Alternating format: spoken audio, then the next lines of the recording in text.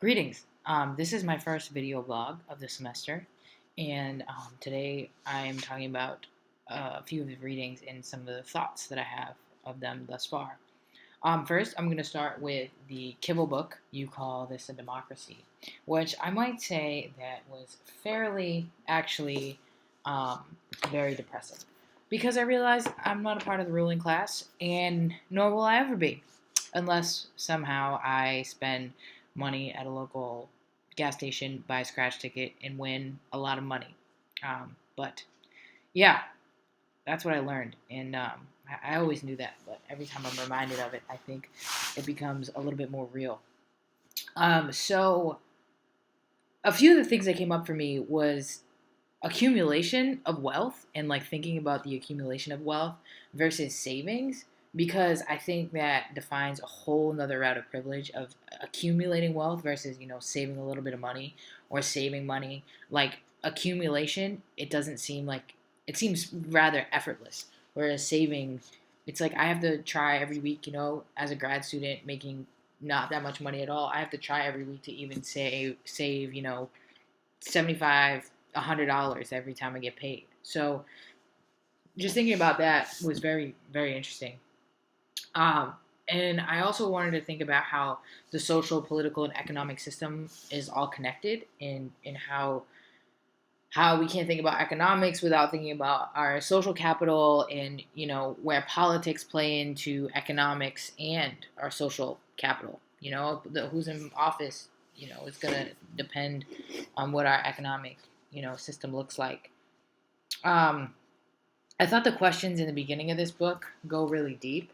Um, sorry, of just the questions that he asked about our own status. Um, I thought were really interesting. I just want to look at a couple. Yeah, or the checklist. Who currently has or has died from cancer? Who currently is HIV positive or who has died from AIDS?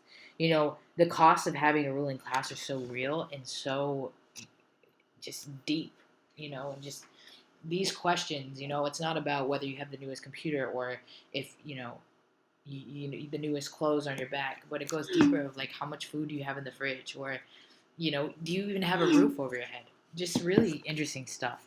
Um,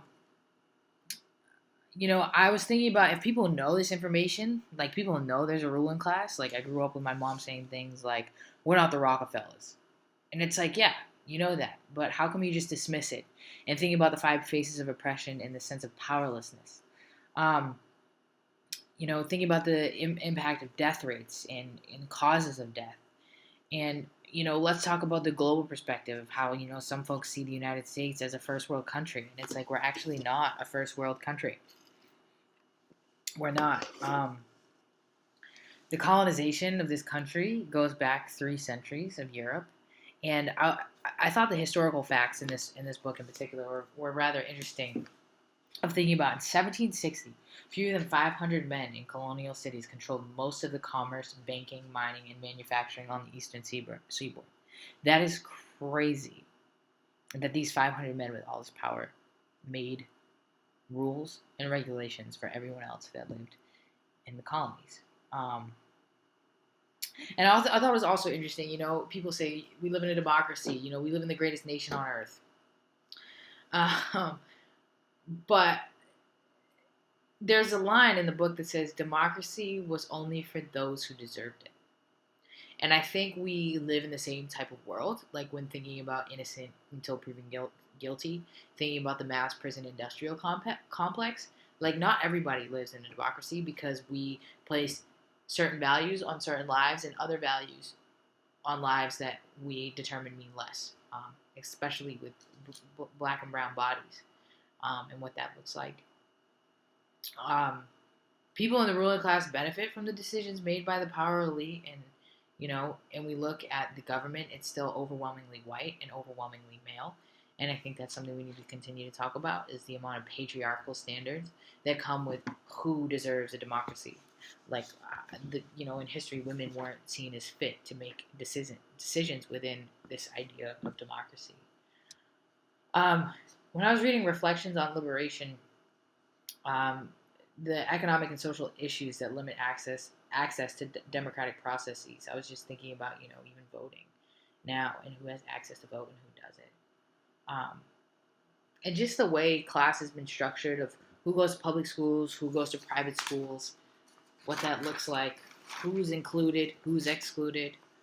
Um, and the merging of the church and state came up for me in that around, you know, LGBTQ folks and our queer brothers and sisters of the male leaders that enforce a fundamentalist vision and how the merging of church and state, even though we say it's separate, for some reason, like marriage has been this huge deal, even though the church, the laws of like a Christian God, it shouldn't be the laws of the Constitution, but that's the way that it works, I guess. Um, I'm just, I'm also thinking about when it comes to economics and thinking about eliminating services puts the responsibility of individual loss on the individual instead of it being a mutual responsibility.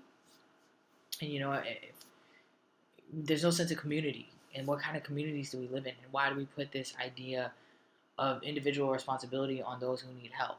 Like, you can't help where you came from. No one decides what house you grew up, what neighborhood you grew up in, where you came from. Nobody decides that. But yet, as we watch a child that came from nothing grow into an adult that came from nothing,